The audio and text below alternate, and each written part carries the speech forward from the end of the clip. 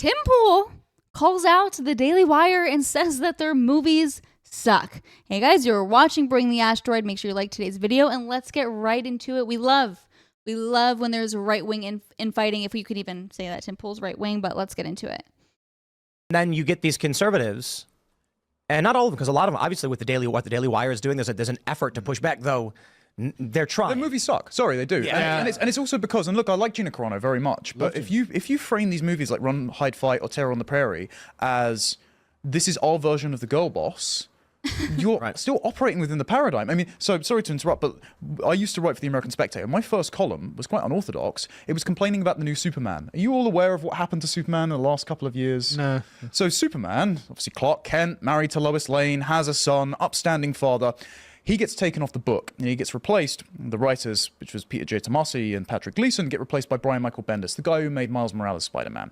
And what he does is he sends Superman's teenage son, John Kent, off into space and instantly ages him up. So taking away his development arc. So he becomes an adult. He comes back. Then in this new 5 Generations initiative where Batman becomes black, Wonder Woman's a bisexual Brazilian, Superman's son becomes gay.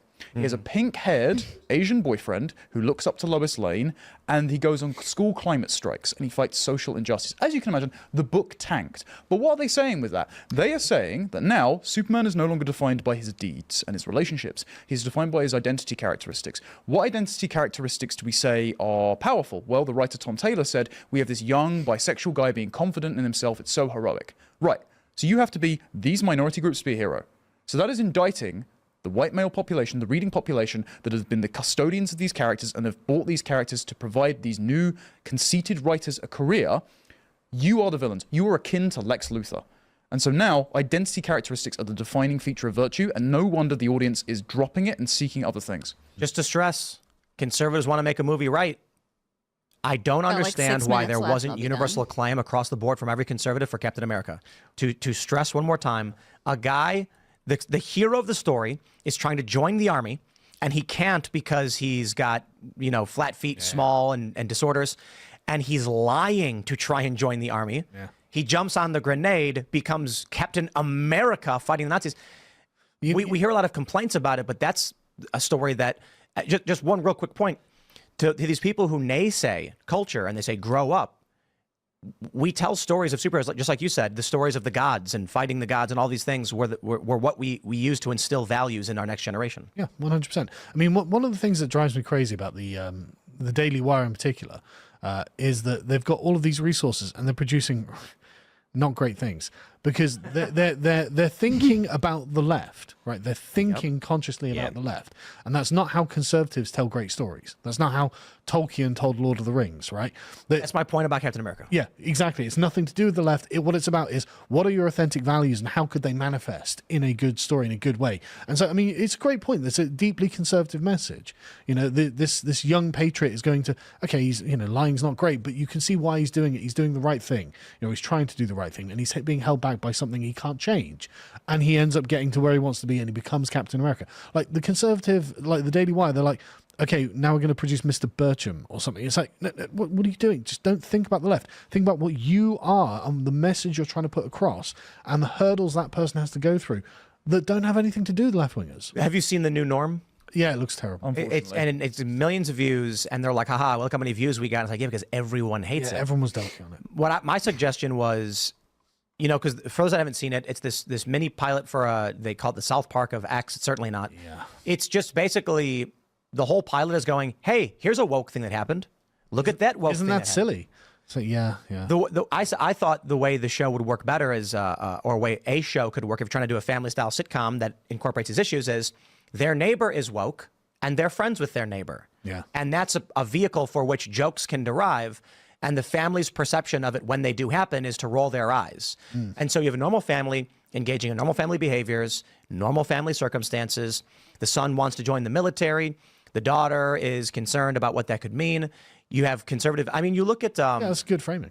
And then their neighbor is some woke woman, and they're friends with her. And they're like, well, don't say that around Tammy because you know what she's going to. Then they laugh. And what that does is it otherizes the woke without being too overt. It makes them the silly, another wacky woke person. Basically the inverse to what The Simpsons did to Flanders. Yep. Yeah. Exactly. Yeah. So everybody's got the crazy woke friend, and you don't want it's so over the top when the woke guy comes in and has got a phone and he's like, I'm trying to secretly destroy their lives. And it's like, come on. It's the inverse of what happened with Barbie, actually, where Barbie tried to be an overtly woke and feminist film and ended up being an accidentally reactionary. Or as Starship Troopers. Yeah. They tried to make it to be like they're Nazis and evil, Yeah, but everyone was like, "Hey, they're good guys. What are you talking about? like Defending humanity from a genocidal communist scourge." that attacked them for no reason. Yeah, exactly. But the film's director wanted to make them out to be the Nazis, so he dressed them in that outfit. He didn't read the book, apparently, did he? No, he didn't read the book. No,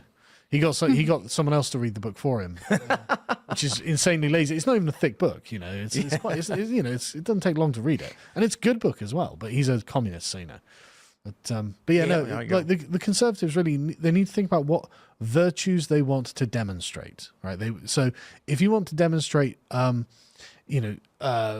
insane courage in the face of unbelievable odds in a sort of Lord of the Rings style movie, do that, you know. But don't think, how does this reflect on us against the left and things like that? Don't worry about them. You know, just write something that demonstrates the virtue you're trying to instill into the person watching. Dork Tanny in Super Chat saying Captain America came out in 2011, Tim. Sargon wasn't even criticizing Sarkeesian yet. That is true. But that's also part of the point. Yeah. This is where the criticism starts to come from. We had a movie where we all watched it and we felt so good when the premise of the story was this man of little physical merit, but of strong moral virtue. His moral virtue was so strong, he was chosen to be given super soldier serum. And the message, the point of the story was, the most important thing about him was not whether he could do push-ups or pull-ups or run far. It was that he was a good person of good moral virtue. That's the message we're giving to kids. Yeah. Even if you're scrawny and weak, be like Steve Rogers. Within only a few years begins the rise of the destruction of that narrative and this mission. And hey, guess what? It's funny now. Because they went from making $1 billion per movie to now their movies are slowly starting to fizzle out and tank. Burn their budgets, etc. I mean, it's funny. It's interesting because I feel like the Daily Wire is having a downfall. Wait, this mic is like covering my face. The Daily Wire is just losing traction. I mean, they definitely have, I feel like, the biggest budgets of all like right-wing conservative media. But I mean, yeah, I saw their first movie. I forget what it was called. It was about like some school shooter. It was cheesy. It's not good. And I've only heard bad things about all of their movies. And they think that they can beat the left by doing what the left does, but better. And it's like, no, stop trying to just counteract the left and let's start making good quality movies about conservative values and virtues. But of course they can't at the Daily Wire because I feel like they just kind of always have to steal what other people are doing and they think that they're innovative, but they're not. That's the truth. I'm happy to see people like Tim Pool call it out because let's popularize hating Daily Wire. That's all we have time for today, guys. Please like your video on your way out, and I will see you next time. Bye.